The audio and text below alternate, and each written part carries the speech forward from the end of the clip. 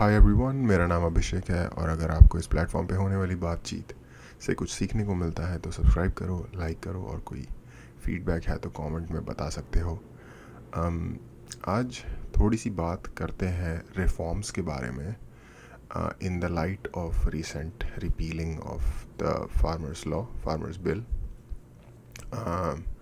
उस farmers bill क्या था? फार्मर बिल एक रिफॉर्म था जिस तरीके से सरकार डील करती है एग्रीकल्चर की जो इंडस्ट्री है उसको, उस चीज़ को डील करने के तरीके को चेंज किया जा रहा है, जिसको बेसिकली रिफॉर्म कहते हैं। सरकार ने कुछ नए नियम लाए, जैसे कि आप आड़तियों या जो बीच में जो एजेंट्स होते हैं उनके सिवाय आप ओपन मार्केट में जाके अपनी प्रोड्यूस को बेच सकते हैं किसी भी प्राइवेट बायर को। उस एमएसपी शायद पहले हटा दिया गया था, पर बीच में उसका कोई प्रोविज़न लाया गया, बट जिससे वो अग्री नहीं हुए, वो पूरी तरीके से उसे रिपील करना चाहते थे।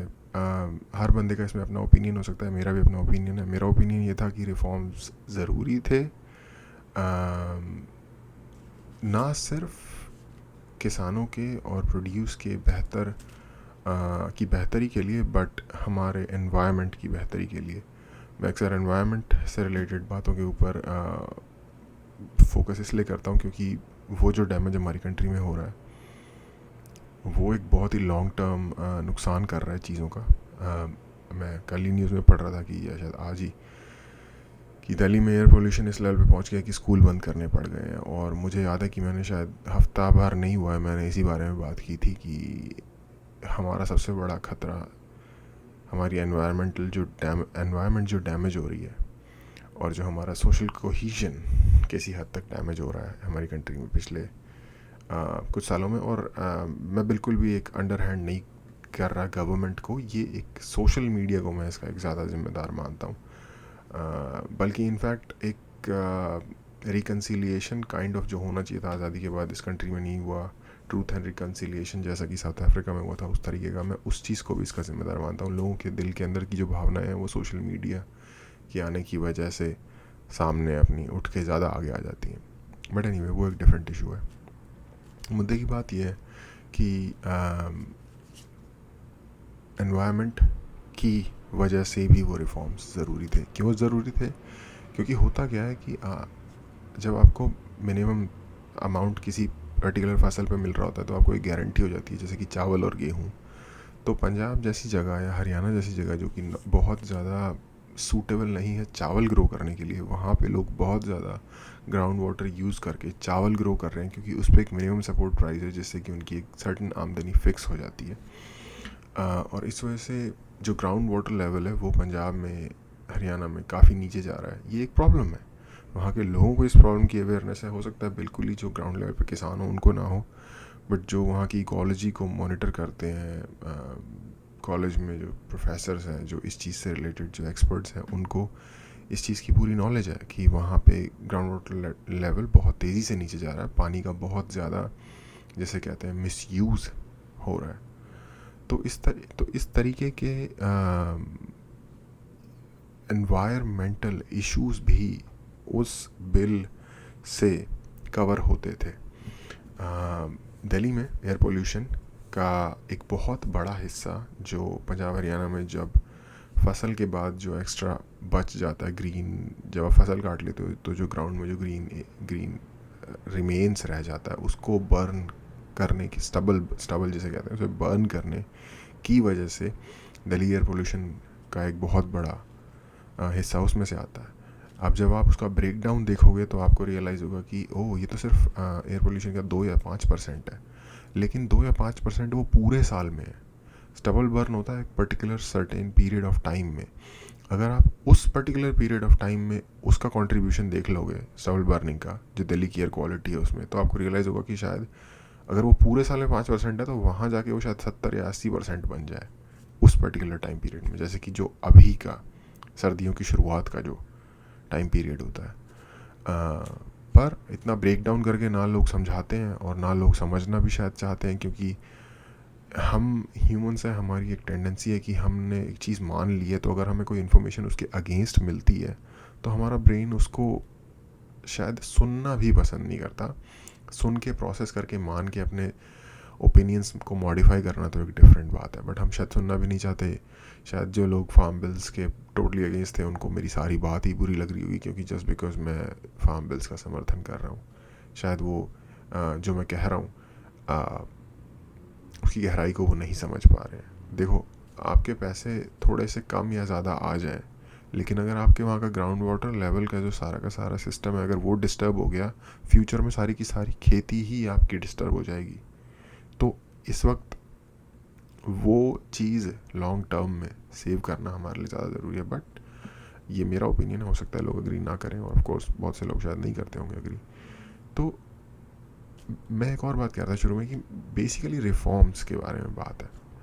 मेरा ओपिनियन, इन रिफॉर्म्स को लिए जाने से गलत है, नहीं लिया जाना चाहिए था इनको वापस। ये इम्पोर्टेंट थे, अवेयरनेस के थ्रू किसी भी तरीके से एग्री कराया जाना चाहिए था, या फिर एक ऐसा प्रोविज़न करना चाहिए था कि ठीक है हम इसको वापस ले लेते हैं, एक नया रूल बनाते हैं सारे मिल के बैठ के, बट इसमें से ज़रूरी चीज़ें हैं उनको हम अंदर रखेंगे, जिससे एनवायरनमेंट सेव हो, जिससे जो इंडस्ट्री है पूरी की पूरी एग्रीकल्चर की वो मॉडिफाई हो, मोर एंड मोर उसका जो स्ट्रक्चर है वो ईजी हो जाए, और पैसा डायरेक्ट लोगों के बीच में एजेंट्स की बजाय डायरेक्ट ओरिजिनल पार्टी को पहुंचे, जिससे कि किसानों की जो इकोनॉमिक हालत है वो एक्चुअल में बेटर हो।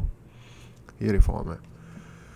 अब रिफॉर्म के बारे में मैं एक बात करना चाहता था। देश में एक्चुअली जो सबसे बोरिंग, देश में या किसी भी तरीके की एंटिटी को अगर आप चला रहे हो, एक कंपनी भी हो सकती है वो, उसमें सबसे ज़्यादा बोरिंग और मुश्किल काम होता है चीज़ों को रिफॉर्म करना, और लोगों को उस पर एग्री कराना भी सबसे ज़्यादा मुश्किल होता है।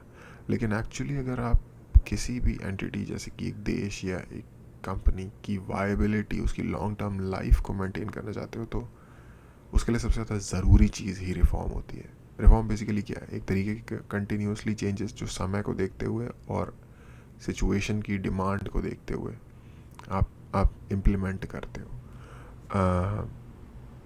मोदी गवर्नमेंट में बहुत सारी प्रॉब्लम्स होंगी, ये जो करंट बीजेपी गवर्नमेंट है, लेकिन इन्होंने एक चीज़ जिस पे काफ़ी काम किया वो रिफॉर्म्स था, जिस पे कि जब मैं बड़ा हो रहा था, हालांकि अभी भी हो ही रहा हूँ, 2014 में ये गवर्नमेंट आई। उससे पहले जब मैं जितना मैं ऑब्जर्व करता था, क्योंकि 2014 में ऑफ कोर्स मैं इतना बड़ा नहीं था उस वक्त एज में, शायद चीज़ों को भी देखने की इतनी समझ नहीं थी, लेकिन मैंने तो देखा कि मनमोहन सिंह की जो पहली गवर्नमेंट थी उस वक्त से शायद मुझे थोड़ा थोड़ा चीज़ों का समझ आना शुरू किया था। मैंने 2008 में 12th किया है, तो आप ये लगा लो कि जब पहली गवर्नमेंट थी तो मैं स्कूल में ही हूँ 10th 12th में, तब थोड़ा ऑब्जर्व करना चीज़ों को शुरू कर दिया था। तो ये लगा कि हाँ, उस वक्त में काफ़ी वो लोग काम कर रहे थे। सेकंड गवर्नमेंट आते आते कुछ चीज़ें उन्होंने की, जैसे कि न्यूक्लियर डील यूएसए के साथ, जो कि एक इम्पॉर्टेंट चीज़ थी, एक अपने आप में एक नई डील थी। वो एक रिफॉर्म नहीं है, लेकिन चीज़ों को के स्ट्रक्चर को वो ऑटोमेटिकली चेंज कर दे रहा है। और इस तरह की कुछ अचीवमेंट थी जिन पे कि उनकी तारीफ़ की जा सकती थी। मनमोहन सिंह का already track record as a finance minister 1991 में जो इकोनॉमिक रिफॉर्म्स हुए थे, जिसको कहते हैं हम कि उदारीकरण हो गया इंडिया की जो इकोनॉमी थी, उससे ओरिजिनली आना चेंज शुरू हुआ हमारी इकोनॉमी में। और वो ट्रैक रिकॉर्ड क्योंकि उनका बहुत अच्छा था, तो उनका काम, उनके टेन्योर में जो 10 साल 2014 से पहले का टेन्योर था, काफ़ी उसमें सराहा गया। बट अगेन कुछ चीज़ें हुई, कॉमनवेल्थ गेम का जो घपला हुआ, 2G का जो घपला हुआ, कोयला वगैरह से रिलेटेड भी शायद कुछ हुआ था, मुझे ठीक से शायद याद नहीं है इस वक्त, लेकिन 2G और कॉमनवेल्थ मुझे क्लियरली याद है, जो काफ़ी बड़े घपले थे, घोटाले थे। बट रिफॉर्म के मामले में अगर आप इस पिछले टेन्योर को भी कंपेयर करोगे मोदी गवर्नमेंट के टेन्योर से, और शायद यही वजह कि मुझे ये गवर्नमेंट इसकी सारी फ्लॉज के बावजूद भी पसंद है, क्योंकि आप ये नहीं देखते कि आपको डेनमार्क के लेवल की गवर्नेंस चाहिए, या बेल्जियम के लेवल की, या नॉर्वे के लेवल की आपके पब्लिक सर्विस होनी चाहिए। आपकी जो अवेलेबिलिटी है उसमें से बेस्ट आपको चुनना होता है, लाइफ की कड़वी सच्चाई है।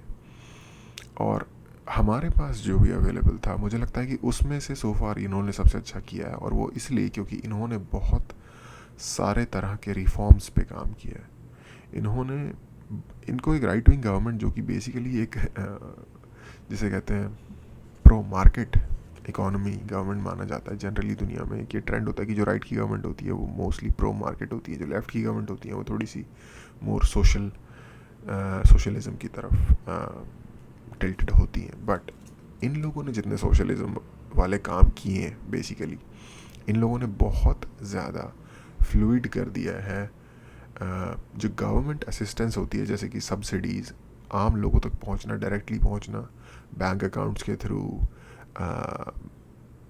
इंश्योरेंस स्कीम्स के थ्रू, डायरेक्टली आधार कार्ड को बैंक अकाउंट से लिंक करके डायरेक्टली पैसा कंज्यूमर या जो फाइनल रेसिपिएंट है जो उस सब्सिडी का, उस तक पैसे पहुंचा के डायरेक्टली उसकी पॉकेट में पैसे पहुंचा के इन लोगों ने एक्चुअली एक socialist system, socialist welfare governance शायद ज़्यादा प्रोवाइड की है मुकाबले एक मार्केट इकोनॉमी के, जो कि एक्चुअली मैं चाहता कि शायद ये उस पर भी काम करते तो ज़्यादा बेहतर रहता इकोनॉमी की हेल्थ के लिए। उसी का एक पार्ट ये फार्म लॉज थे, बट अगेन अप्लाई नहीं हो पाए। तो बेसिकली इनकी तारीफ बनती है रिफॉर्म्स के ऊपर। रिफॉर्म्स ज़रूरी हैं, बोरिंग हैं, कोई करना नहीं चाहता, तकलीफ़ देते हैं जब आप रिफॉर्म्स को इम्प्लीमेंट करते हो। लेकिन रिफॉर्म का एक सिंपल इंसान की लाइफ के अंदर एग्जाम्पल लेके समझते हैं। आपका टाइम मैनेज नहीं हो पा रहा, आपका सोने का टाइम फिक्स नहीं है, जगने का टाइम फिक्स नहीं है, आपको जितनी चीज़ें आपको करनी है दिन में उसके लिए आपको इनफ टाइम नहीं मिल पाता। आप डिसाइड करते हो कि यार मैं एवरी डे 10 बजे सो जाया करूँगा और सुबह 5 बजे उठ जाया करूँगा ताकि मैं अपने दिन को थोड़ा स्ट्रीमलाइन कर सकूँ, इस पर्टिकुलर टाइम तक मैं ये चीज़ें अचीव कर लूँगा अपने डे में। आप वो चीज़ इम्प्लीमेंट करनी शुरू करते हो, देखते हो कि आप उसका फ़र्क पड़ रहा है, आपकी जो प्रोडक्टिविटी है वो इंक्रीज़ हो गई है एवरी डे। ये क्या है? ये बेसिकली एक रिफॉर्म है जो आप अपनी लाइफ में लाए। जब यही चीज़ कंट्री के ऊपर करते हैं, और तकलीफ़ हुई होगी इसमें, ऑफ कोर्स 5 बजे उठना जिस बंदे को आदत नहीं है उसको दिक्कत होगी शुरू में। यही चीज़ सेम रिफॉर्म है, उसको जब आप कंट्री के लेवल पे अप्लाई करते हो तो उनको इम्प्लीमेंट करना, लोगों को मनाना उनके लिए मुश्किल काम होता है, लेकिन वो ज़रूरी काम होता है। कई बार आपको शायद धक्के से भी करना पड़े, पर लॉन्ग टर्म में वो चीज़ बेनिफिशियल होती है, इसलिए उन्हें किया जाता है। तो ये मेरी थोड़ा सा मकसद था इस चीज़ पे लाइट शेड करना, क्योंकि लोग जनरली जब कहते हैं कि हम नई गवर्नमेंट लाएंगे तो या तो वो ऐसी चीज़ें कहते हैं जो रिलीजन से रिलेटेड हो, जैसे कि मंदिर वहीं बनाएंगे फॉर एग्जांपल बीजेपी का, या फिर इस लॉ को हटा देंगे 370 या वट एवर, या फिर पाकिस्तान एक बहुत बड़ा मुद्दा है हमारी कंट्री में कि हम उनको पीट देंगे, या जो भी उनसे लड़ाई करेंगे, या उनसे जो भी है उनसे हम उनको सबक सिखा देंगे बेसिकली, या फिर कंस्ट्रक्शन करेंगे, रोड्स बनाएंगे, सबको पैसे देंगे, जॉब्स क्रिएट करेंगे, ये सारी चीज़ें होती हैं। बट ये सारी चीज़ें होती जिस मेथड के थ्रू है उसको रिफॉर्म कहते हैं। उसके बारे में ना कोई बात करता है, ना कोई मांगता है, और ना गवर्नमेंट्स लाइक क्लियरली प्रॉमिस करती हैं उन चीज़ों को। Some exceptions are always there, मैं ऐसा नहीं कह रहा कि ऐसा बिल्कुल भी नहीं होता, बट इन जनरल लोग शायद समझते भी नहीं है कि रिफॉर्म कितने ज़रूरी हैं या वो क्या है। तो इस पर मैं थोड़ी लाइट शेड करना चाहता था। होपफुली आपको कुछ सीखने को मिला होगा। देखने के लिए थैंक यू।